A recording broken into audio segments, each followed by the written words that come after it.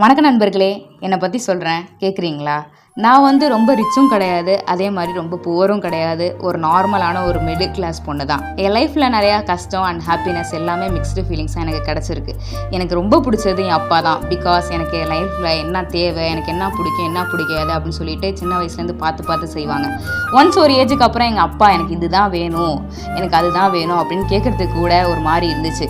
அப்போ தான் எனக்கு நினச்சேன், பெரிய பொண்ணு ஆகிட்டேன், லைஃப்பில் இண்டிபெண்ட்டாக இருக்கணும் அப்படின்னு ஆசைப்பட்டேன். ஸ்கூல்லலாம் பார்த்தீங்கன்னா ரொம்பலாம் டாப்பர் அப்படி இப்படிலாம் சொல்ல மாட்டேன். என்னால் முடிஞ்ச அளவுக்கு படிப்பேன். 12th முடிச்சதுக்கப்புறம் எனக்கு ஒரு ஐடியா, காலேஜ்னு ஒன்று படித்தா அது ஓன் மணியில் தான் படிக்கணும் அப்படின்னு சொல்லிட்டு சிபிஇ போயிருந்தோம். ஸோ ஒர்க்குக்காக நானும் என் ஃப்ரெண்ட்ஸ் எல்லாருமே தான் போயிருந்தோம். ஸோ அங்கே பார்த்தீங்கன்னா எனக்கு அம்மான்னு சொல்லிக்க அம்மா கிடச்சாங்க, அக்கான்னு சொல்லிக்க அக்கா கிடச்சாங்க, நிறைய உறவுகள் எனக்கு கிடச்சாங்க. பிகாஸ் நான் வீட்டை நினச்சி நான் ஃபீல் பண்ணல, அந்த மாதிரி உறவுகள் என் கூட நான் இருந்தேன்.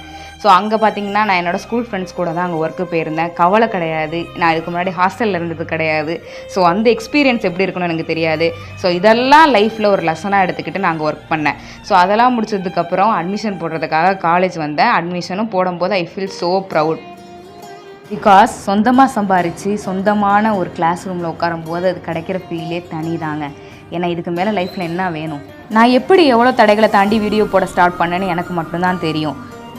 நிறைய பேர் நம்மளை பார்த்து சிரிக்கலாம், என்ன வேணால் சொல்லலாம். ஆனால் நம்மளுக்கு பிடிச்ச பண்ணணும் அப்படிங்கிற விஷயத்தில் மட்டும் நான் ஸ்ட்ராங்காக இருந்தேன்.